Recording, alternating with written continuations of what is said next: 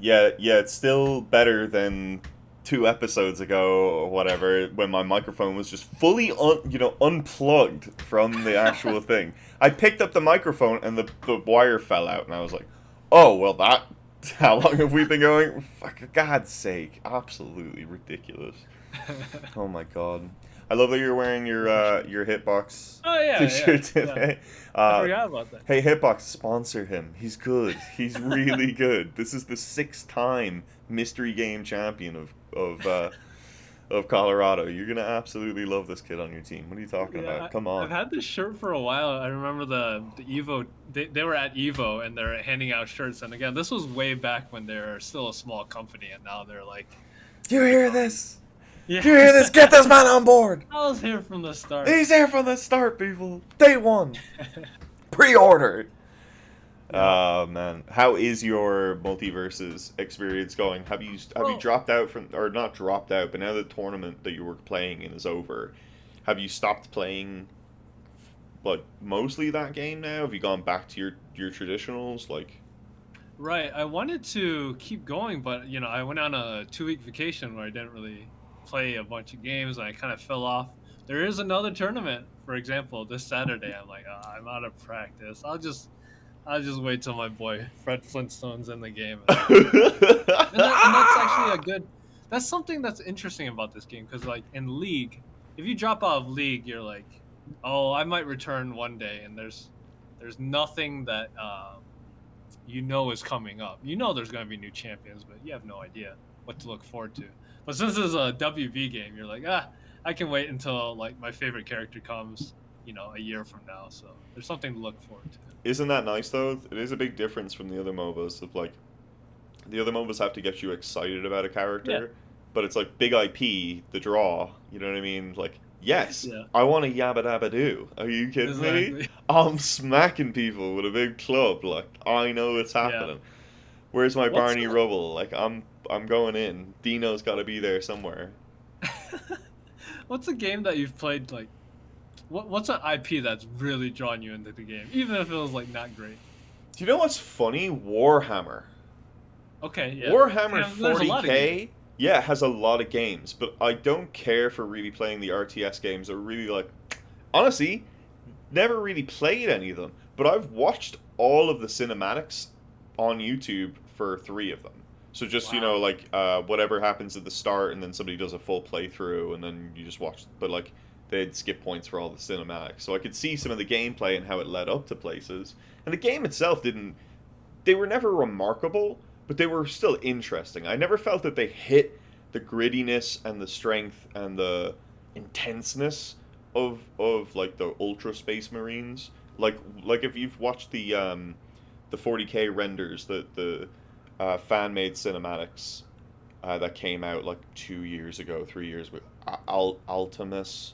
Oh my god, dude, I gotta send it to you afterwards. It's just like it reframes the world, and I think that world is so lore rich, in such a gritty, like I don't know, like almost weird religious way, right? Like but it's like the redemption, or it's like any of the big biblical moments where everybody's about to die and it's just people are living through hell. But like, yeah, the world is cool, but the games don't get me.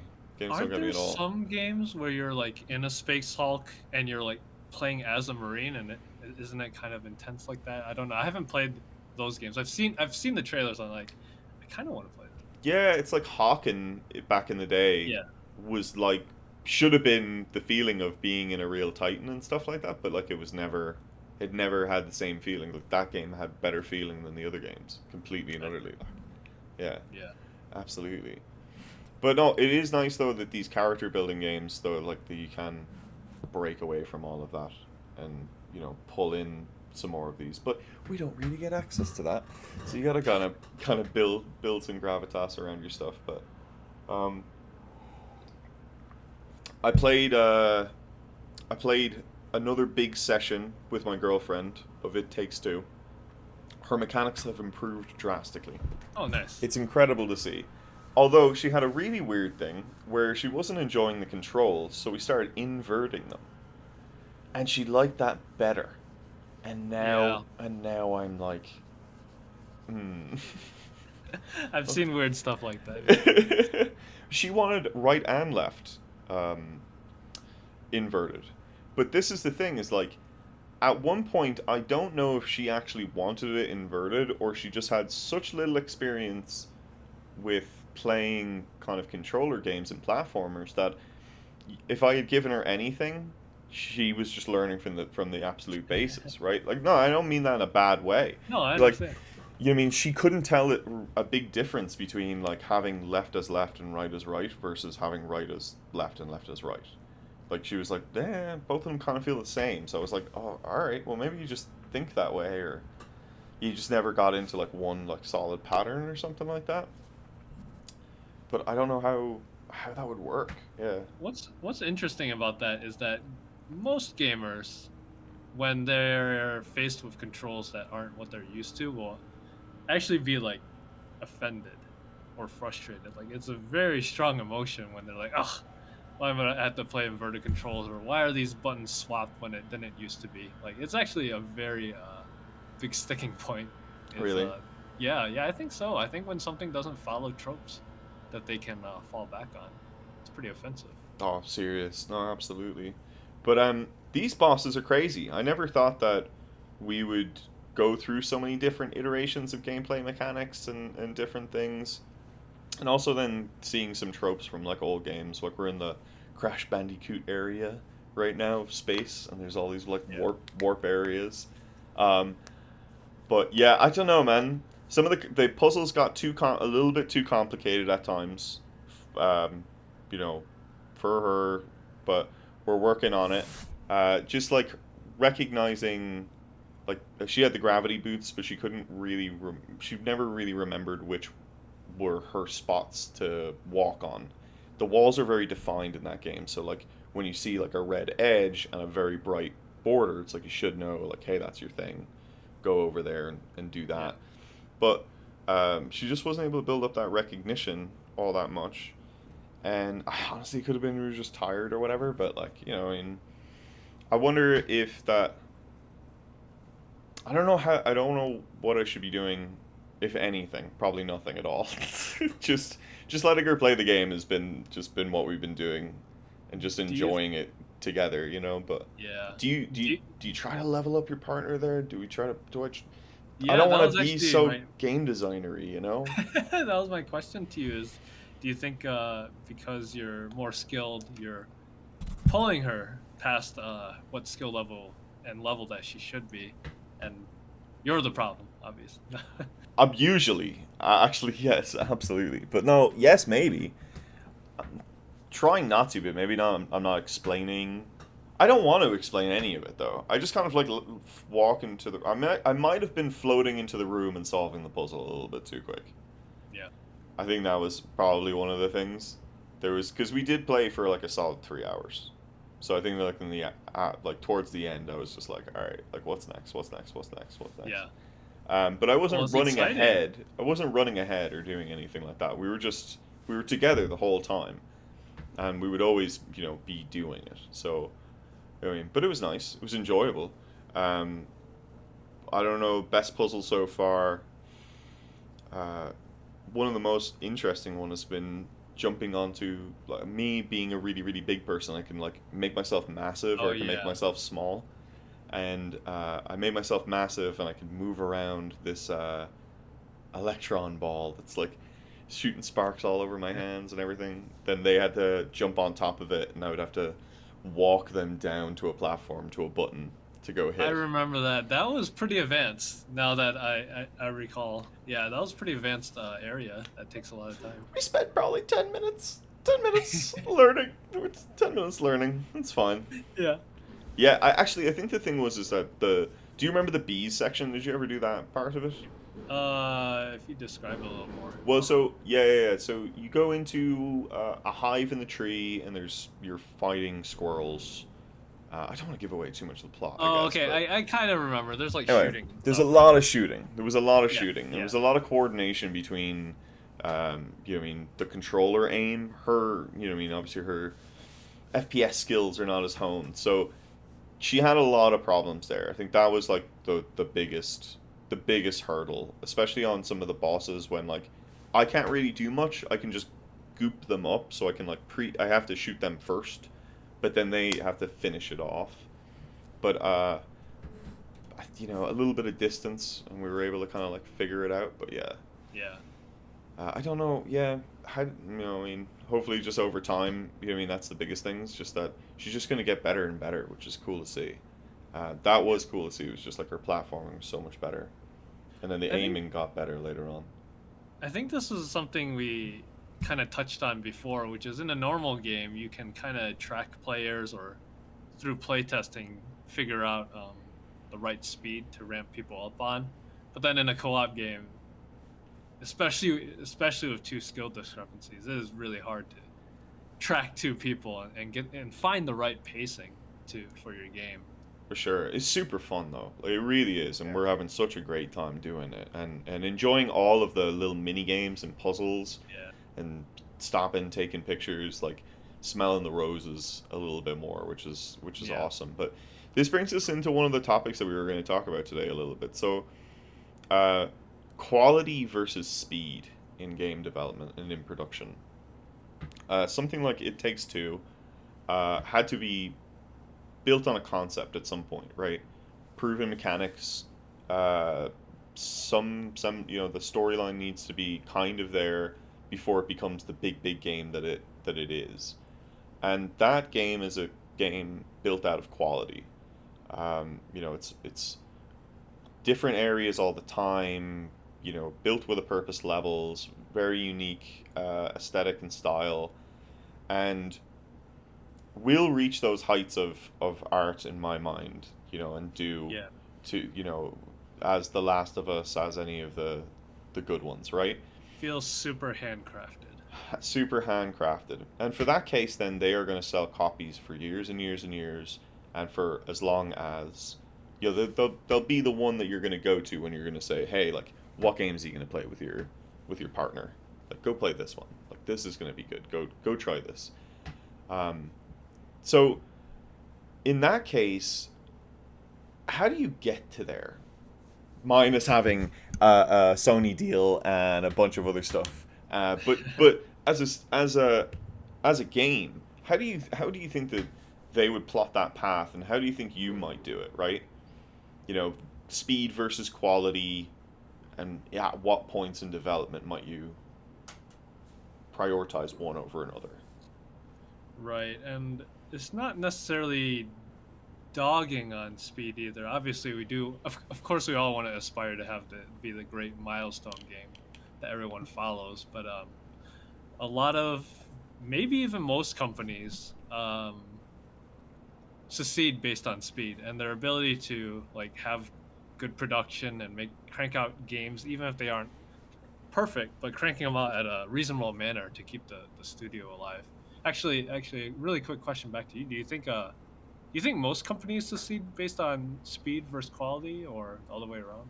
It's I think it's different, obviously, per market genre, but I That's think true. but there's an interesting side to this though too. Is like in terms of feature development, I would prioritize speed at the start, but later on I will stop with more features and just work on stability. So it's like quality and stability, but you know everything else is kind of a little bit more speed. And Yeah. that's especially when you're trying to get to the first technical alpha or something like that, or what I mean, your first like proven milestone. Technical alpha would be like soft launch, like way way way in the future. But um, I'd like to get people to gameplay as fast as possible, but make sure the game doesn't break. So the rules need to be need to work. You know what I mean? Now, that's, I think, a little different than a couple of different people and engineers and things. They'll just get to gameplay as fast as possible, just hack it all together. That's grand, and I believe in that. That's fine. But build yourself some form of base so that if you do find something, you can very quickly build into that, like quick, right? So starting out from the start, building more generic systems. Like don't just build the thing that you're trying to make. Like, oh, I'm trying to make this gun. It's like, well, just take a minute, make a gun class, make something a little bit more generic. Like maybe put some stability there, build yourself a little, maybe a little toolings around, because you kind of already want to work on something that's already to do with guns or something like that, right? So why make that one specific one and then maybe yeah, right, half the time you get there and you're playing, but then you might say, oh well, I don't really like this gun, maybe I don't really like maybe I want it to be this other thing, and now I have to go take that, spaghetti some code, move it into something else. Whereas like if you already kind of are pretty set in your base and you like want to be there, like why not set yourself up right? So are you kind of saying build yourself a lot of flexibility so that you can poke around and explore more to reach that quality height? Yes, but do it earlier. Like a lot of people will just jump to gameplay and just like get character on the screen, get a gun Yeah. in their hand, put the thing in, get shooting, score objective, blah, blah, blah, right? Like I'm cool with that too, especially if you don't know what you don't know your base. But maybe you know I want to make a spy game. Well, great. Like what does that mean to me? Before I say like, but I want to make a spy game and this is the level that I have in my head with some gameplay elements, like let's just build that. Like, take a step back, great. Like that abstract, take those pieces and then say little bits. Is that a system? Can I make that kind of quick? Like, what's really V1 of that thing look Yeah, like? Just I so that you can understand. kind of then sit then and say, my first idea wasn't right, but I still like this concept. How do I play within this space? And you're already there. If you kind of I also find that that helps you to like not bounce between projects.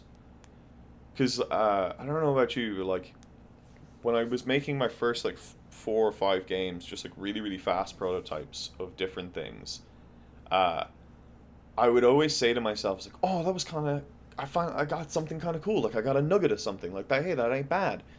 And then all of a sudden, I would try to go back and read through everything as like, you know, as like just out of college student and third year or something using Unity or whatever. So uh, I wouldn't start hacking away, and as soon as I started to kind of hack away, I would notice like, oh, I just kind of need to throw everything away. Like I need to like start from the beginning again, and then I would just say to myself, like, am I gonna put myself through that hell again? That hell, that 48 hours. Am I gonna do that to myself? No. Yeah. So then I just didn't do it, and I would just move on. And I've had kind of like a history of that. So I think the things that kind of kept me more grounded was being a little bit more upfront with what do I want it to be, and then quality in some upfront tooling. Play with it a little bit. Don't throw it away too quick. Figure out something and then maybe try to move it from there. You know? Yeah, and in some ways, one easy way to follow the speed methodology is just to set deadlines, which it kind of sounds like you did. You're like, all right, screw it, I'm just gonna give myself a week max. So what am I gonna do? Yeah, back then, yeah, for sure. You were just like, oh, what can I do? 48 hours, 48 hours, 48 Yeah, hours. I need portfolio stuff, please. yeah, Right? exactly. Like, I need to show that I can do something, for God's sake. Uh, Yeah. y- So oh, go ahead. no, you're fine. But yeah, quality then speed, then quality then speed. It's weirdly alternate, right? Absolutely. I think you did a definitely good breakdown about like the problems with it. Is that it doing quality probably takes research, and when I say research, I also mean like prototyping and trying a lot of different things. It's just an inherently difficult problem that takes it just takes time. So is the literal opposite of speed, like you said. And you asked how would I approach it. So yeah, I think I think it depends on the person. I think if you are a man, if you're a person that doesn't, well, first off, obviously, if you don't have time, just go with the speed method. But if you don't necessarily have a lot of um, ability to, I guess, innovate and also make a game without a ton of research, I don't know. Basically, I'm saying some people would struggle to make a quote quality game, even if they're given a lot of time. True, So I think true. it depends on your team. That's all. That's what I'm gonna say. It depends on your team. If you want to make quality games, you got to build a team. You got to build a team that has that sort of culture and mindset of like wanting to innovate and make that crazy game. And an example of this is Rovio, which is actually in one of the videos that you mentioned. To me, is that Rovio is a company with a culture that's like, hey, this isn't ready to ship. Let's spend more time on this, and that's both beneficial and also can hurt them sometimes. I believe Blizzard, at least old Blizzard, used to be that sort of like let's spend time on quality. But obviously, when Activision came down, they're like, "Hey guys, you gotta make money for us," and they've kind of shifted a bit more towards the speed side. So Sure. that's my answer. It does depend on the team, but if you really want to go for that quality, you gotta be ready to spend some time and really research. Yeah, that's the thing is I guess I don't quantify it like that, right? Like quality in I guess it is just all quality in product for sure. Yeah, all right. You know, For sure. Yeah, I think for me it's just phases. Like there's times to go fast and there's times to go to like do the yeah. right thing. You know what I mean? When you don't know anything, go fast. We just go really, really fast. Just who cares? Just get it the hell in, or like Yeah. figure something out. Do you rather things see things? Would you rather fail on? So something that the bigger companies don't seem to do as much as like fail on paper. We're kind of like put it in the game as quickly as possible, right? Yeah.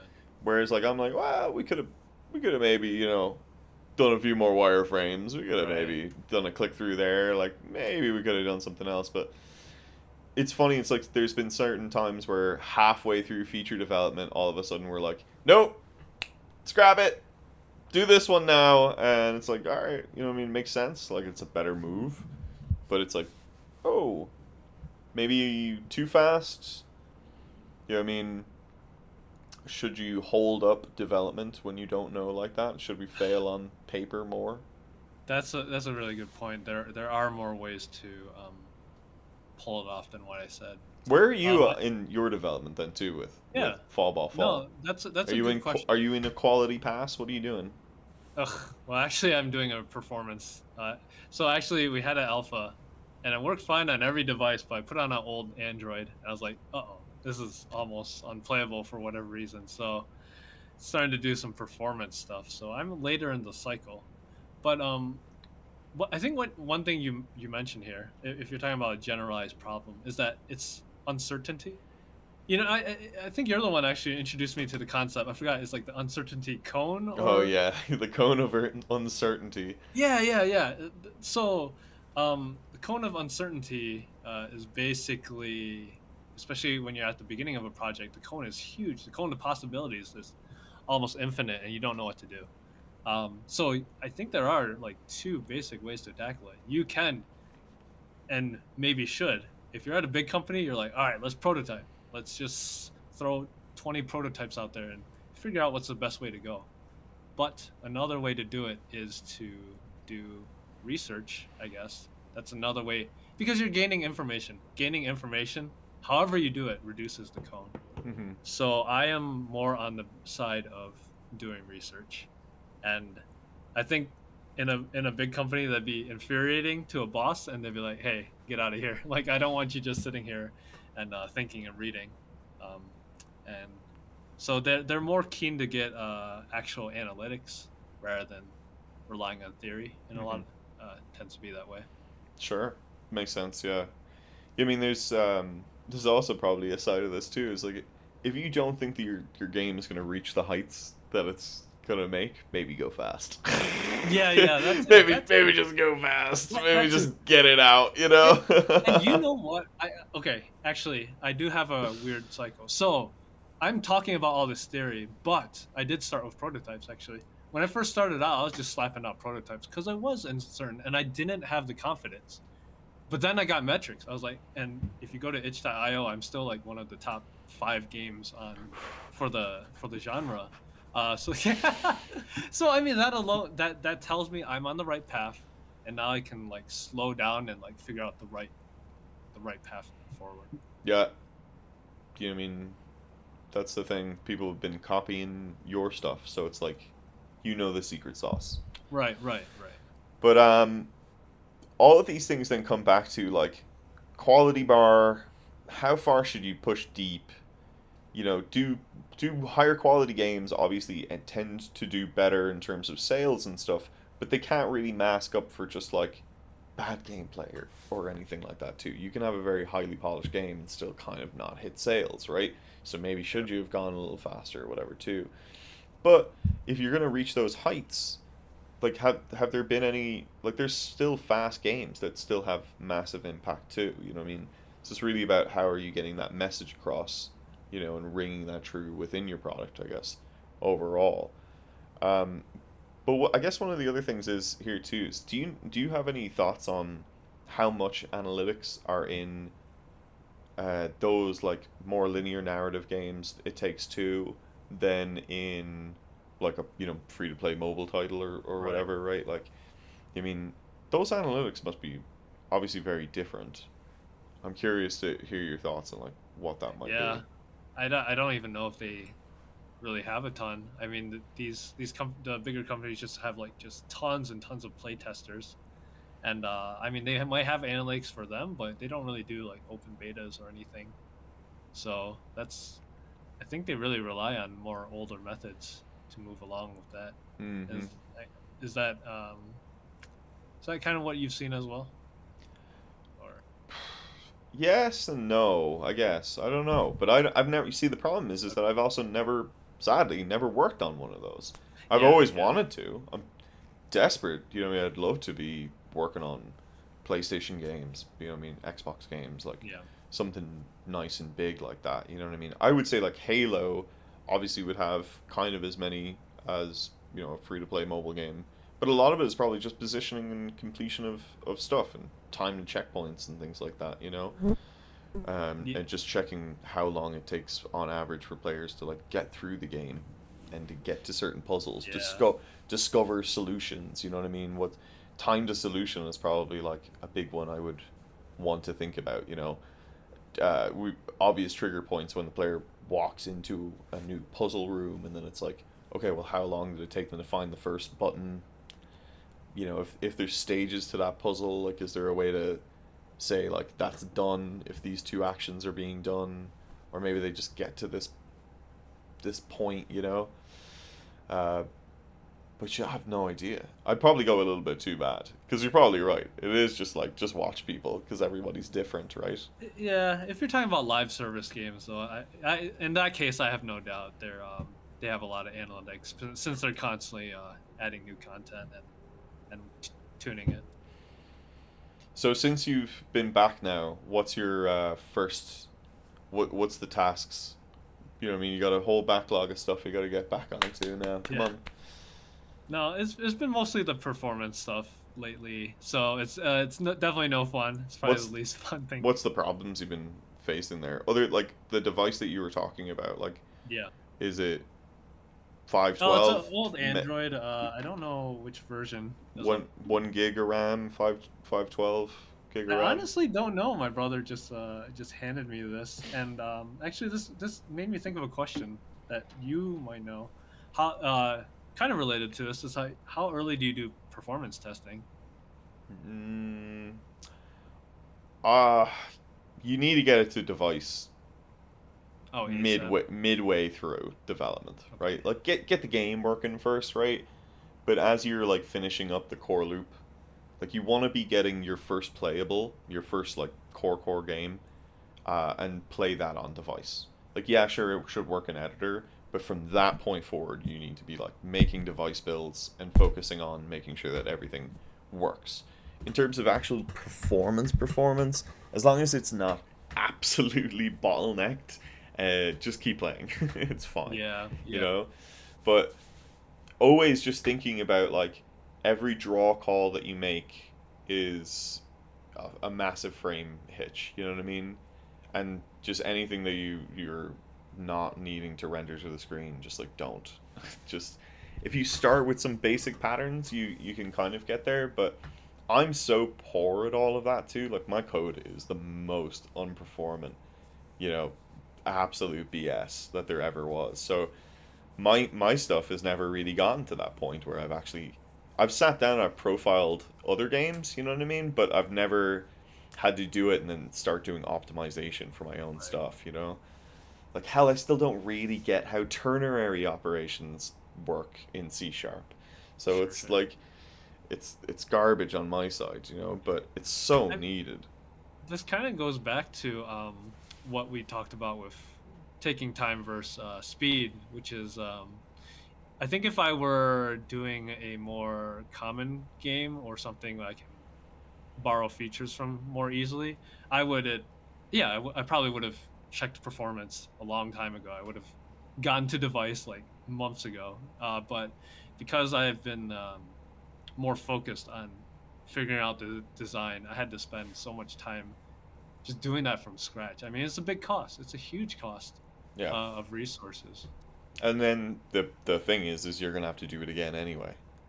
So it's like, Yeah. are you really saving yourself time? Yeah. You know what I mean? Maybe you figure out some better patterns, like, oh, just don't use those kinds of calls because they're really unperformant or something like that. But I mean, that's not what we're here for. We gotta push pixels to screens right now. Like, Yeah. gameplay needs to be made. All right, what's going on here? Performance doesn't sell. Yes, it does. But if your game's the nice thing there is at least you're thinking about backwards compatibility. But I would say is like figure out what your device spread is too, right? So like we don't go underneath 1 gigabit of RAM anymore. Anything underneath that, gone, right? Don't even bother making it for it. So a lot of that is because of the metal upgrade, with the iPhones like so long ago. But also there's just I mean there's just a ton of crappy Android devices out there that people have taken old Kindles and like you know jailbreak hacked them or whatever, and Yep. now they have access to the Google Play Store, but they have some of the worst device. They were never supposed to play anything, and people are still trying to play big games, 3D games on top of them. So Yeah. In one of the old games I've worked in the past, I mean, the we had iPhone 4 users, and it was a real pain to design for that, but it was like 4 or 5% of our market share. It's like, all right, well, keep that as long as we can. yeah, stop, seriously. It's a different time. Those people were still seeing banner ads, for God's sake. I haven't Yeah. seen one of those in a very long time. I'm glad that's all gone to death. Just constantly seeing ads at the bottom of my screen, for fuck's sake. Ridiculous. So, Um, yeah, go on. I was gonna say, so like, so yeah, I guess the general topic was kind of how fast should you move and how fast should you spend time. I don't know, making quality. Like, It was uh, quality in pieces.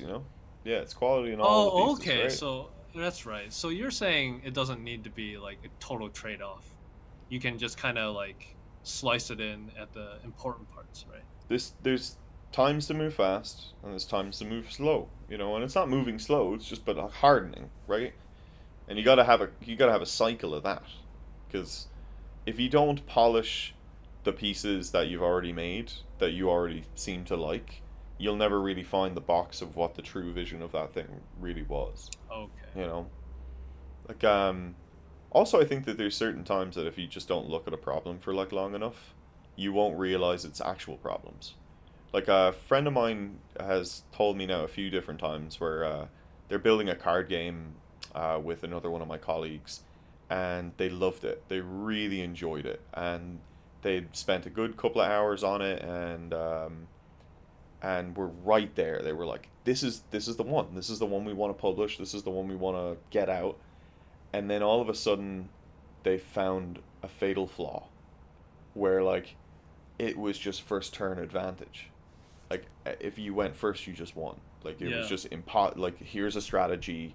Like it was an abstract puzzle game with a deck of cards, and it was like if you just do this move, you insta win. There's no way that you don't win. You win every single time, and it's crap because it was just like they were so excited. They were on it, right?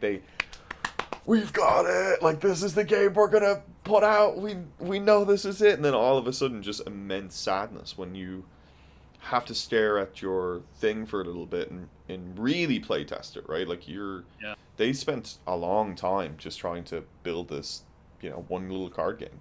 Try building a card game. It's hard. I mean, build a poker, build a, it's not easy to do. But yeah, like that's where I would say too is like there's times to just slow down and sit and figure out and plot your path. But like, you got to review and evaluate, but use that Yeah. time that you're hardening, quality upping your game itself, and just use that as reflection time. Like it's a great Yeah. place to have that iteration there. I think that was a really good story, and it's definitely relevant because you can just have your head up in the clouds, like designing forever and thinking it's the most amazing thing, and then boom, once it hits a different audience, you're screwed. Or you're just And building too far forward. You're like, oh, and then this feature, and then that feature, and then that feature, and that builds into this, and blah blah blah. But yeah, like your base is shaky, your yeah, foundation doesn't yeah. doesn't exist. I don't know. I do have this opinion on feedback. I don't remember if I said it before, but the more I do this, the less I try to rely on feedback, and obviously I don't mean just ignore the comments. It's read between the lines, because here's what I think about people that follow analytics too much and follow feedback too much. Is that okay? I'll take the latter. Following feedback, like every time somebody complains about the game, you're like, oh, you're right. Let me implement that, and it's cool. You build goodwill with the community. You're like, I'm that cool indie developer that listens to the community and does stuff. Look at me. Like it's become really common nowadays. And then what happens is you end up with design by committee. And if somebody hasn't actually done that before, um, it is, in my opinion, very bad. It is almost usually very bad because you're there. The vision gets watered down because you have like 12 different, not even 12. Let's like 50 different voices telling you what the game should be, and it becomes just this average game, a very average game. But it takes a strong vision, usually by a single person, that says, "Hey, I want the game to be like this." Mhm. And those are the games that in these are the milestone games. These are the games like It Takes Two that sets the standard. I think when you keep listening to feedback and trying to play it safe, you can't create something like that. And I'm curious how you feel about that. Yeah, it is different because I'm more of a teams build games, right? Yeah, So yes, grand one big vision is nice. Having good user goals, good goals for your game in general that are concrete, that people believe in, people understand what a goal is, what we're doing here. That's that needs to be communicated from the head of design, right? Like that does come down from one person. But I believe that people then take that and kind of interpret, and I want people to have autonomy on the teams to really find the game within that. So like enjoy your work and think, how does this work for you? Have some Definitely have an idea of what this thing is supposed to be, but there's also is a very big difference between like, I don't know, like bigger teams at studios that have money and like contracting groups, right? Contracting groups just want, what do I need to do?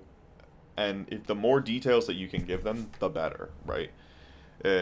Just get them on the right track because they're not thinking along the same lines as you. This is a gig for them too. They're not part of your studio. They're outside of your studio. They're not really the same thing. So making sure that you can really hardcore say like this can really help you to get what you want out of that work as well. So it's like I guess a little bit of difference there, but yeah, because if especially when it's your money and your budget on the line and there's not a whole lot of it, like you don't have time to allow people to wander. So you have to yeah. just have like a really rigid idea of exactly what you want. And I, yeah. I think that's a fair point though, because there are other benefits that I hadn't been thinking of in terms of giving autonomy to your other designers and devs, which is you do certainly get more buy-in. People are much more motivated when they can, give some of their thoughts and design into it, and it also trains people Hmm. to be designers eventually. Because I mean, if you're preventing other people from practicing, then of course they're never going to be amazing. So I think that's a pretty good. I think that may be a better long-term solution than even what I said. Yeah, but I mean, go back to the top of that though. Like, you Yeah, mean dig a little deeper into. sure. Yeah. Uh, when it comes to okay, kind of how I envision like innovation and standing out. I guess I think about it like like a map, and basically when you're always looking at feedback, you're okay. Let me put it this way: if you envision a map and like you're like I want to go this direction, and you go out really far, but if you like constantly listen to feedback, you're like I want to go this direction. Oh, I offended this guy. Let's go this way. You're just like scanning the small circle that you're standing on. The more you listen to feedback. I think if you really want to do something new and maybe create a true masterpiece that people haven't seen, you have to risk going out all the way. You might fail. In fact, you're likely to fail. Hmm. But I think that is how you do it. Is you have to be bold in what you believe and go for it. It's kind of what I was getting at. No, I get that. Did you ever take a look at the RuneScape polls? Like old school RuneScape has a place to vote for Oh no. different features and gameplay changes and stuff like that. So the devs Yeah. suggest different things to do, and different things that they can do to the game, and then people vote or not on whether or not those things should pass. So it builds a lot more community engagement outside of the community, and Yeah. people will start going crazy, and then you'll have riots and protests in Falador if things pass that nobody's happy about, like blah blah blah. But there's all these calls on vote manipulation, and just because the game is a big botted community and everything like that too. So uh, there's notorious things that happen, but one of the biggest things that comes out of it is the voting lines help Jagex, or would help any studio define who their player groups are. And this is actually something I use a lot when it comes to um, analyzing feedback, or at least thinking about feedback, is like, what kind of player are you? Right? Like, are you my explorer player? Are you my PvP hardcore attacker player? Are you more the casual explorer? Are you the trader? Like, what are you? And can I quantify then, like, around my when I'm making a game, or when I'm thinking about who this game is for, I try to define that around real people, like real archetypes, right? And try to say, like, that's Penny. Penny is blah blah blah blah. Like they're they want a game of escapism. They want a game of engagement in a new topic that goes kind of deep on it, that they can learn and take that and move it outside of the game and use that knowledge somewhere else, right? Um, so making sure that you kind of understand, or at least have a basis of who you're making that game for, will really help you to also then filter that feedback. Because it's not a way to go and to point the finger, because this is the problem though a lot of the times, that people will use these things and be like, well, the game's just not for you, you're just not my Yeah. user, Right. right? And it's like, Exactly. nah, like that's not how I. that works. But Yeah. you got it. That's where like the funnel needs to be big, and accessibility needs to be there. You need to make sure that you are capturing those audiences. A lot of people will say like Jump King is not for everybody, right? It's a one button thing, and I just press and I move in a direction, and that should be the most accessible mechanic. But that game is not for everybody. It's for masochists and crazy people Right. who and Twitch streamers who get way too much airtime for playing a jumping game and screaming at the computer, right? Uh, but I don't know, just there is times for feedback. I don't know, like I need feedback. I absolutely crave feedback. I love hearing deeper, meaningful stuff. Like I hear when people actually go in and really talk about it. but I'll listen. But I it's not that I'll ignore. It's just that I take it all in. I think designers are like my ex lead always said that designers were data synthesists, right? So like they just took data from every single point that was possible, all of the feedback, I agree. everything. Just you are a glutton for feedback, but it's how you then take that and filter it and then say like, well, actually then the numbers are saying this, but the player base is saying that, and these things conflict each other. So how do we resolve around that? Maybe we'll panel a couple of the things. Maybe we'll, what is our hypothesis of why this could be happening? Let's build maybe a little survey of that. Hey, actually, can we A/B test these two numbers and change this and see what effect that actually has on the community basis here? So, trying to figure out like what those angles are is a case of reading way too much, but I don't know. Maybe don't read the comments. I don't know. Who knows? No, you are right. I do I agree, and I think there are points where feedback is necessary. So like, I think when you, especially at the tail end, you should be listening to feedback. So one analogy I can use for this is like when you do a handstand. Not that I've ever even done a handstand before. This is kind of silly. I just know the theory behind it is that when you do a handstand, you're mostly actually just bouncing, moving your feet around. Oh, You're what, trying to, really? yeah, like you're just doing these micro things because Yeah. if you're moving your arms, you're gonna fall over. So like the more you're at the tail end, you do want to use feedback. But I think in the beginning, I think especially the grand concept of the game, I think you should be more bold in your vision. And I'll give you an example. Sure. Is Yeah. I made a idle game that was based entirely around speed running, Mm-hmm. and everyone hated it at first. Everyone, like when I was in the prototype phase, because those two things, when you just look at it on paper, they're like idle game. This is no pressure, no stakes, and now you're adding the highest stakes possible, and everyone's gonna hate you for that. God, you are a crazy person. but yeah, but Idle fucking speed running. yeah, When I yeah, literally can't do anything, I might be able to hit three buttons. Like yeah, just yeah, bye bye. yeah, Like exactly. fucking But I ridiculous. knew because I had sort of prototyped this in the past, a variation of this, and I was like, no, this is gonna work. So I just kept doing it, and I told people, hey, I'm sorry, but that's not the vision of the game. I'm not gonna get rid of this timer. So I stuck with it, and it ended up being to this day my most played game on Congregate. So that that, that that's why I feel so stubborn about what I keep saying about feedback, because I think, I, yeah, I think you have to be bold in I the beginning. here's what I would say to you. It's like I think all of these things are great. How you take it all in, take feedback, how you filter it, blah blah, blah, whatever. But what you really got to do, Calvin, right, is you got to think of Oh, here it yourself. is. You got to think of yourself as like a malevolent god, right?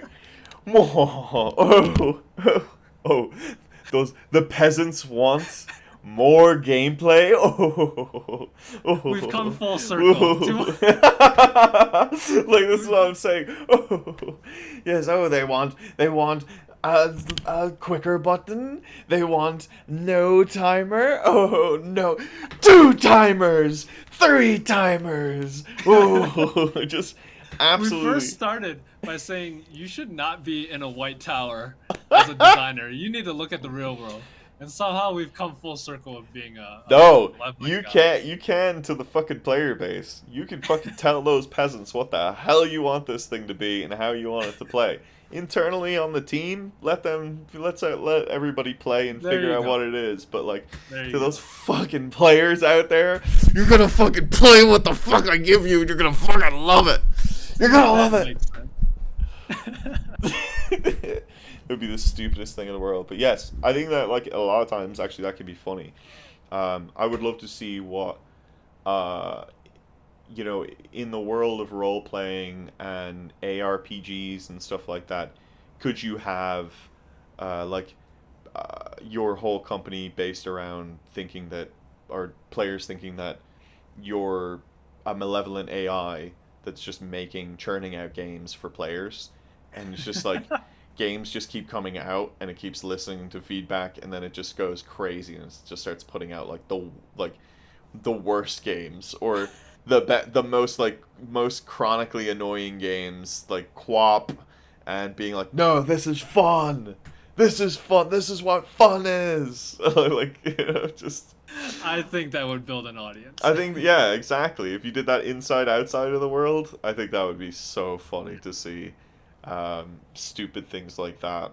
But I don't know. I feel like there are some game developers that are like that, and one of them was like when you told me about that story of before Evo, it was like the patch before Evo, and they increased one champion to like incredible heights, right? They like Okay, yeah. purposely imbalanced a character just before a Yep. major tournament to just be like, fucking figure It's it out. available. There it Yep. is. It's there. You want to take it? You want to do that? That's what you want to do? Like that's what I'm saying. That's what change is, right? Like think of, I don't know, how do you feel about Fortnite's ever changing landscape over the years, and then you mean, I don't know, what are we at on time now? Because like this is getting into. I got like 5 minutes left. All right, you mean like, yeah. Well, I guess we'll wrap with this. I guess, or we'll figure it out. But like So Fortnite changed, yeah, so much over the years, still changing, always changing. That's kind of the whole point. But then that's given rise to all of these other, the core, so many other metaverse games that are all kind of the yeah, same thing. But I feel like with so much change comes like no stability and no identity, and it's hard for me to conceptualize what that game is and what that game is right now to make me excited to even go back and try and play it or something like it's a that, good question.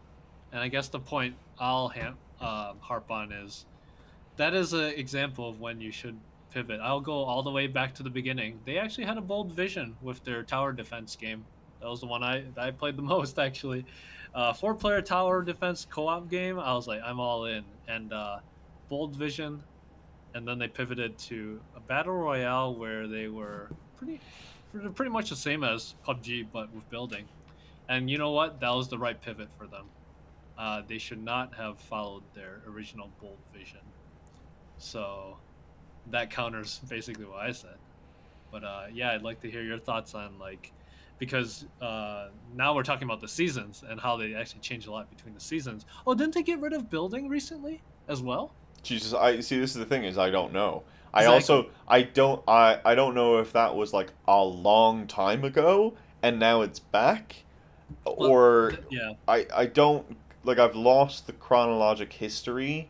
I never had it, but like, in that case, then I can't conceptualize what the game is right now, and that doesn't make me excited to go back. Now, yeah, Right. whatever, it's Fortnite, but like, you know, it's not, what I mean, I can think about Counter Strike and think like, yeah, like, oh, I remember, like, I could go back to that. I could go back to Quake. Yeah, I could feel that. Ooh, a little bit of Doom. Oh, maybe, you know what I mean? But I know what at least the core essence of those games are, but I still don't. I don't know if I feel it, in the other ones. Yeah. From what I understand about Fortnite, they had a separate mode where there was no building, and it was pretty successful, and they kept it around. So I think there's two different modes. But if you think about it, a battle royale without building now is like, how do they differentiate themselves? What's their identity? That's a good question. Yeah, for sure. But my God, it was always the most annoying thing. You just shoot a 12-year-old, and all of a sudden they build a three-story house. You know what I mean? You're like, for fuck's sake. Like, go to class, read a book, do anything but do what you just did. It is insane. No wonder you have ADHD and anxiety. It's just like you hear, ah! They just absolutely just spit a building in front of you. Yeah. Put these kids in architecture school. They're obviously great at it, right? Like, um, no, I feel you, but that's the thing. Is just like, with identity it comes, a clearer vision, I think, or at least you can have clear visions on games that don't necessarily have things, but the brand identity of Fortnite now is superseded, at least supposedly superseded Yeah. the mechanics of the game. So, I mean, just think that it's nice that a big studio is willing to just keep changing things up. they're the advocates of fast right now, right? They're in a For live sure. operations model at the top is top. They've got to keep pushing new content, changing up the game, absolutely wrecking the formula, being that malevolent god, you know, oh, I will take away building, like the Yeah. biggest thing of the game, but also one of the biggest critiques of the game. And they finally said, all right, fine, fuck it, like it's gone, like best of luck, absolutely. But then you have these, you know, and that's the strength that's supposed to be the thing that keeps me going, keeps me there. But if players are also still falling out of that and don't know what the game is and don't know what the identity is, then that's a bit more of a maybe a different scenario in terms of retention engagement. But By the way, that's a really good topic for another time. Should you just keep because as you run out of novelty, people are gonna leave. And should you is that the future of live service games? Literally changing the game like that's what each it is right season. now. We It's change crazy. week to week, day to day. Like every single day that you open up the app, there needs to be something different, especially in the hyper Yeah, casual market. absolutely. But yeah, and then the side though of quality, like having a game like It Takes Two being this more linear experience, more but knowing that you're going to have longevity within the market over years rather than the burst of what those games usually are, uh, because you've put the time into quality, because you put the time into really knowing your vision, understanding what it is, but allowing for some play within all of that, and really crafting that area, crafting the narrative of the world, spending the time on that. There's obviously some metric, some bar that says what you should be doing one or the other. But you can see successes where these models work on both sides, right? So think about maybe how those things apply to your games and your ideas. Are you trying to go free to play, service games? I need players, I need players, I need players. So we got to keep changing up the game, new content, and making that work. Or maybe just make the best experience the best game possible. Maybe just make a good game. Fuck off.